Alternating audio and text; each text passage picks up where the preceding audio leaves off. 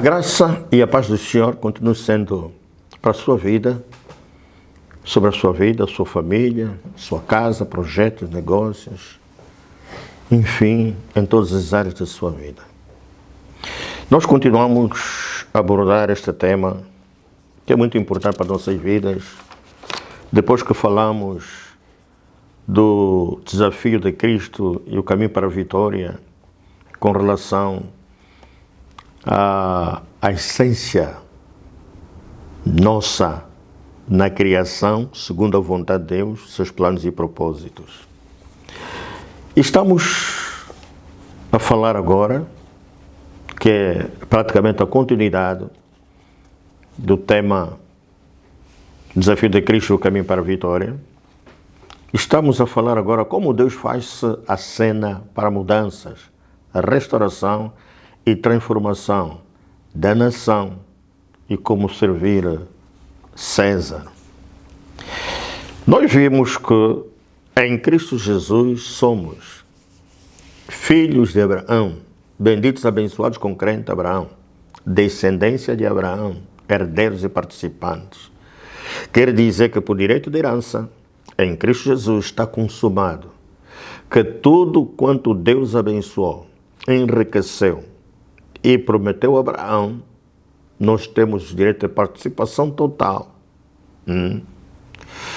E também a ordem na continuidade de neles serem benditas as famílias de Deus, perdão, as famílias na terra. Em Cristo foi consumado. E se estamos em Cristo, então nós somos a continuidade desta ordem da bênção. E para que isto seja real,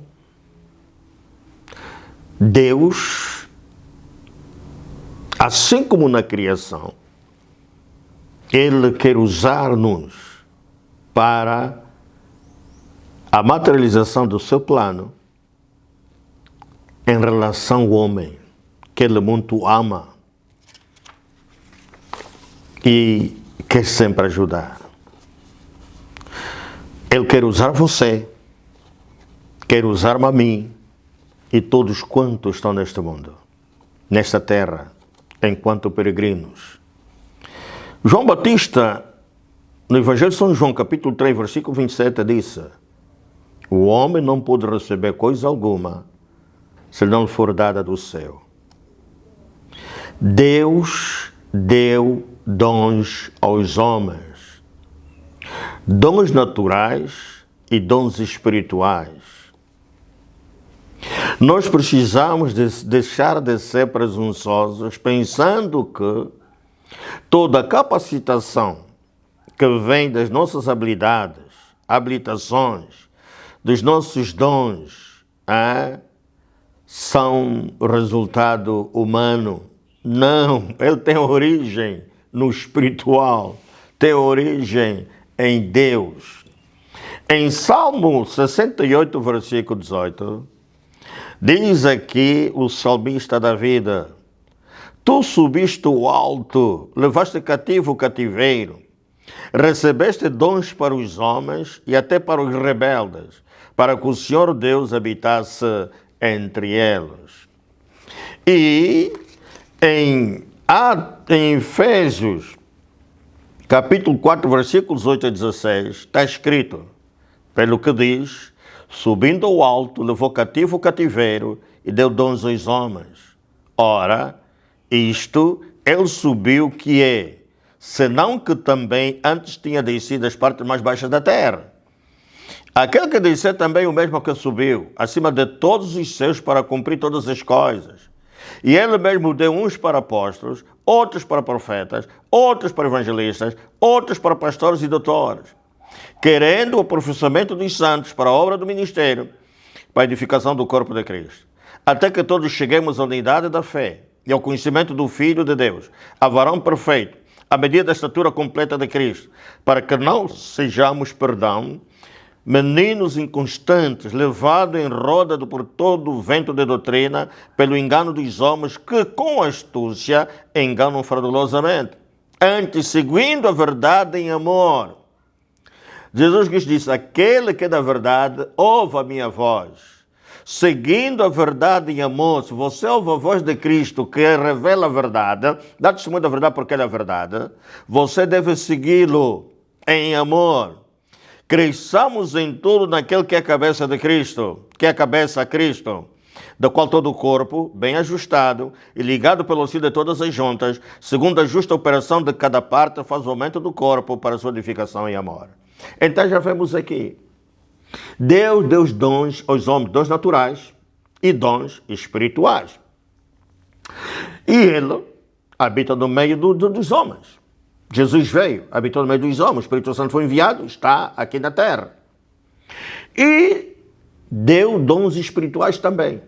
Só que muitos desses dons espirituais são usados por Satanás para a prática do mal, de acordo com o conhecimento da ciência do bem e do mal. Satanás perverte as coisas santas de Deus.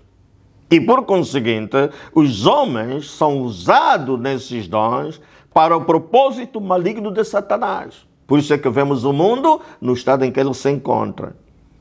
E ele, Deus, Jesus deu à igreja esses 5 ministérios, os dons ministeriais 5, o apostolado, o profético, o evangelístico, o pastoral e o mestral, para aperfeiçoar os santos para a obra do ministério, edificação do corpo de Cristo. Quem são esses santos que devem ser aperfeiçoados? Aqueles que, ao confessarem Cristo como Senhor e Salvador, nascem de novo, um nascimento espiritual, eles lhes é dada a prerrogativa de entrarem no reino e de verem o reino espiritual do nosso Senhor Jesus Cristo. Portanto, ele está capacitado com dons naturais, está capacitado com dons espirituais, sob supervisão das autoridades delegadas por Cristo nos 5 ministérios. E serem aperfeiçoados para a obra do ministério, edificação do corpo de Cristo. E essa obra do ministério não é só a igreja. Nem todos têm chamado para servir na igreja, com títulos na igreja. Muitos têm chamado para servir aí onde eles exercem os seus dons naturais, as capacidades naturais que Deus lhe capacitou. Se é politólogo, se é enfermeiro, se é médica, se é juiz, se é engenheiro, se é presidente, rainha, rei, conselheiro, deputado, parlamentar, congressista, enfim, em todas as áreas em que há formação, a capacitação natural para o exercício dos seus dons. Então, o que Deus quer fazer, e nós precisamos entender muito bem esta verdade. Porque, meus irmãos, se nós não entendermos essa verdade, nós seremos causa de maldição, em vez de ser causa de bênção para as famílias e para as nações. Porque Deus pretende usar-nos no uso da aplicação desses dons para produzir ou provocar mudanças significativas no meio em que nos encontramos a exercê-los. Na nação, na sociedade civil, nas instituições do Estado e do governo, na família, na igreja, etc. Mas há um problema.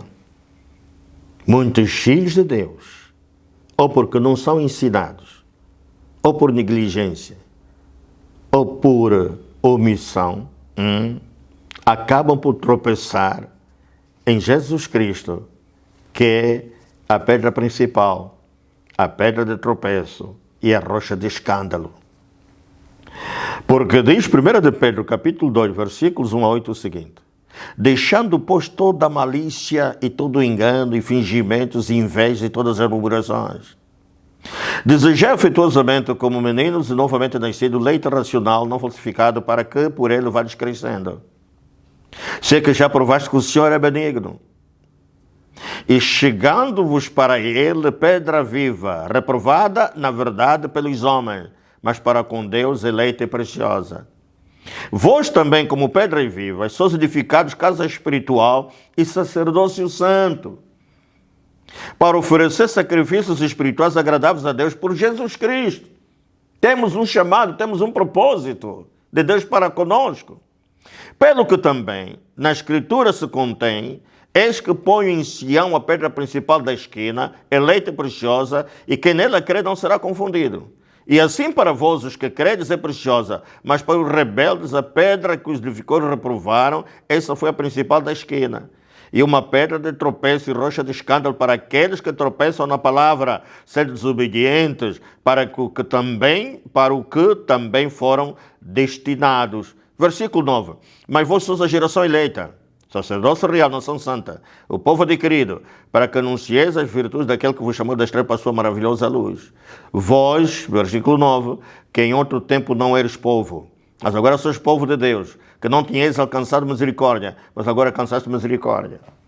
Meus irmãos, este é o projeto de Deus para a vida de todos nós e daqueles que já se converteram a Cristo, a fim de fazerem a diferença neste mundo, para que Deus possa usá-los para o propósito de Deus, para o plano de Deus, para trazer desenvolvimento sustentável às nações, aos povos, línguas, tribos, que Deus comprou com seu sangue.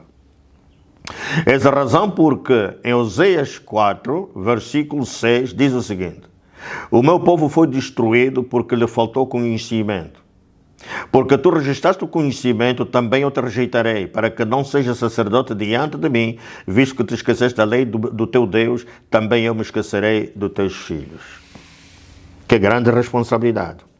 Meu irmão, minha irmã, nós somos reis e sacerdotes. Nós somos sacerdotes de Deus Altíssimo, sacerdócio real, para reinar e para ministrar o sacerdócio santo de Deus. Como na antiga aliança, os homens, quando recusassem ou comprometessem o sacerdócio, Deus também o rejeitava. E há muita gente nesta nova aliança, nesta nova disposição, rejeitado de Deus por causa disso. E em vez de ser uma bênção para a nação, uma bênção no bem que eles estão a servir, a estudar, a viver, a exercer seus dons naturais, eles possam ser uma maldição. E por conseguinte, a nação sofre, os povos sofrem, as famílias sofrem. Os recursos são amaldiçoados. Em Malaquias 2, versículos 1 e 2, Deus disse aos sacerdotes o seguinte: e agora, ó sacerdotes, este mandamento vos toca a vós. Se o não ouvirdes, e se não propuserdes no vosso coração dar honra ao meu nome, diz o Senhor dos Exércitos, enviarei a maldição contra vós, e amaldiçoarei as vossas bênçãos. E já os tenho amaldiçoado, porque vós não pondes isso no coração.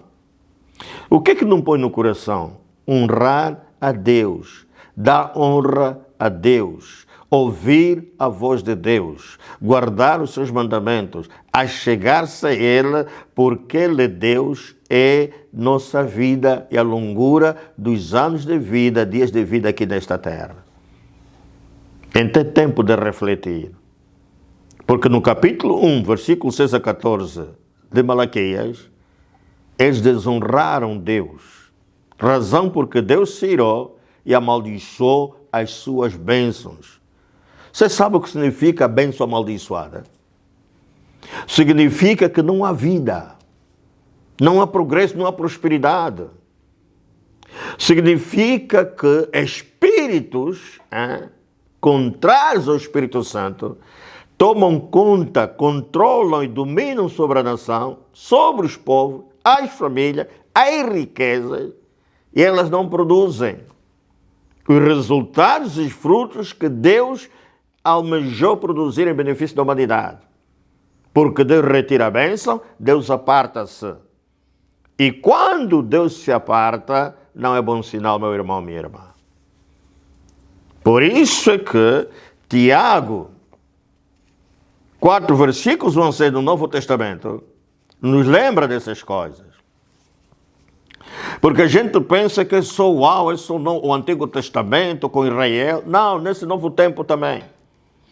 Diz Tiago 4, versículos 1 a 6. De onde vêm as guerras e pelejas entre vós?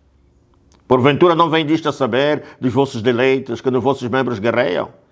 Cobiçais e nada tendes. Sois invejosos e cobiçosos, e não podeis alcançar. Combateis e guerreais, e nada tendes, porque nada pedis. Pedis e não recebeis, porque pedis mal, para o gastardes em vossos deleites. Adúlteros e adúlteras, não sabeis vos que a amizade do mundo é inimizade contra Deus? Portanto, qualquer que quiser ser amigo do mundo, constitui-se inimigo de Deus. Ou cuidai-vos que em vão diz a Escritura, o Espírito que em nós habita tem ciúmes. Antes dá maior graça. Portanto, diz, Deus resiste aos soberbos, dá, porém, graça aos humildes. E se formos para a 1 de João, 1 de João, capítulo 2, versículo 15 a 17, vamos ler o seguinte: não ameis o mundo, nem o que há no mundo, nem que no mundo há. Se alguém ama o mundo, o amor do Pai não está nele. Porque tudo o que há no mundo, a concupiscência da carne, a concupiscência dos olhos, a soberba da vida, não é do Pai, mas do mundo. E o mundo passa, e a sua concupiscência, mas aquele que faz a vontade de Deus permanece para sempre. Capítulo 5, versículo 14 a 21, que diz assim: e esta é a confiança que temos nele, que se pedirmos alguma coisa segundo a sua vontade, ele nos ouve. E se sabemos que nos ouve em tudo o que pedirmos, sabemos que alcançamos as petições que lhe fizermos. Se alguém vir pecar seu irmão, pecado que não é para a morte, orará e Deus dará vida àqueles que não pecarem para a morte. Há pecado para a morte, por esse não digo que ora. Toda iniquidade é pecado, e há pecado que não é para a morte. Sabemos que todo aquele que é nascido de Deus não peca, mas o que de Deus é gerado conserva-se a si mesmo, e o maligno não lhe toca. Sabemos que somos de Deus e que todo mundo está no maligno. E sabemos que já o Filho de Deus é vindo e nos deu entendimento para conhecermos o que é verdadeiro. E no que é verdadeiro estamos, isto é, no seu Filho, Jesus Cristo. Este é o verdadeiro Deus e a vida eterna. Palavra do Senhor. Escute, igreja. O povo de Israel padeceu. E tudo quanto foi escrito da aventura de rebeldia deles contra Deus e das consequências dessa rebeldia foi para nosso ensino. Eles estiveram com Cristo. Por isso que Cristo é o mesmo ontem, hoje e eternamente. E o apóstolo Paulo, ao escrever à igreja aos Coríntios, lembrou-lhes disso e também nos lembra a nós hoje, dizendo o seguinte: ora, irmãos, não quero que ignoreis que nossos pais estiveram todos debaixo da nuvem e todos passaram pelo mar. E todos foram batizados em Moisés na nuvem e no mar. E todos comeram do mesmo manjar espiritual e beberam todos de uma mesma bebida espiritual, porque bebiam da pedra espiritual que os seguia, e a pedra era Cristo. Eu vou ler da Bíblia Viva e diz o seguinte: nunca devemos esquecer, amados irmãos, que aquilo que aconteceu ao nosso povo no deserto há muito tempo. Deus o guiou enviando uma nuvem que movia à frente deles. Assim, ele os levou a todos em segurança através das águas do Mar Vermelho.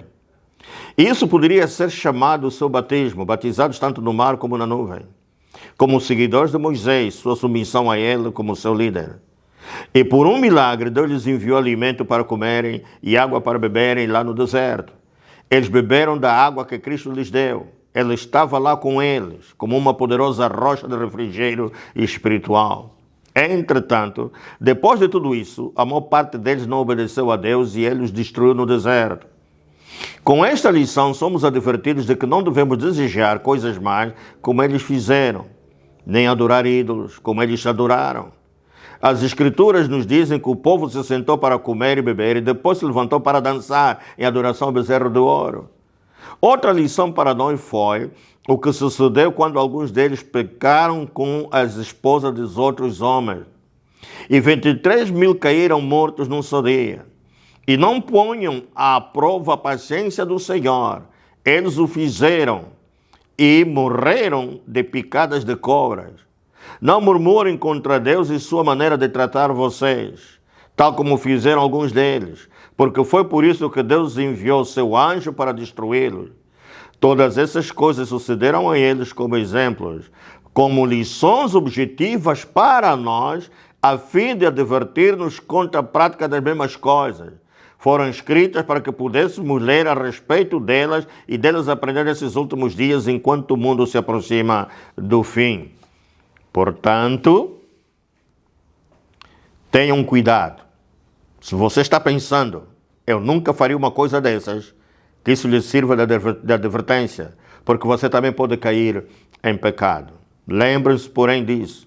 Os maus desejos que penetram na vida de vocês não têm nada de novo nem de diferente. Muitos outros enfrentaram exatamente os mesmos problemas antes de vocês, e nenhuma tentação é irresistível. Vocês podem confiar que Deus impedirá que a tentação se torne tão forte que não a possam enfrentar, visto que Ele assim prometeu cumprirá o que diz. Ele lhes mostrará como fugir do poder da tentação para que vocês possam aguentá-la com paciência. Romanos 15, versículo 4. Estas coisas que foram registradas nas Escrituras há tanto tempo servem para nos ensinar a paciência e para nos animar, a fim de que aguardemos esperançosamente o tempo em que Deus vencerá o pecado e a morte. Palavra do Senhor. Minha irmã, meu irmão, grande é a responsabilidade. Lembre-se sempre, os dons naturais, as habilidades, aquilo que lhe levou a ter uma formação profissional, acadêmica, etc., vêm de Deus. E no lugar em que você está a exercer esses dons, é um propósito de Deus para a sua vida. Num chamado para a sua presença, no exercício desses dons, você ser usado por Deus e Deus operar mudanças, transformações, a restaurar em benefício da nação, em benefício dos povos, em benefício das famílias. E acompanhado dos dons espirituais, que é a capacitação espiritual também de realizar coisas, fazer inventar inventos a partir das coisas criadas por Deus e para o exercício da atividade espiritual na Igreja de Cristo. Você não está a servir na igreja, mas Deus quer usar você ao serviço de César para manifestar-se, revelar-se e converter corações e levar as entidades, as pessoas em eminência, a considerarem a gestão dos recursos que Deus colocou em suas mãos, como fez com Nabucodonosor, no posto, na função que eles exercem, que é instituição de Deus. Nas próximas mensagens, vamos aprender e vamos falar o que fazer, como Deus usou pessoas e como Ele se manifestou a reis, povos, nações, para produzir mudança, transformação e restauração. Bom proveito. Obrigado.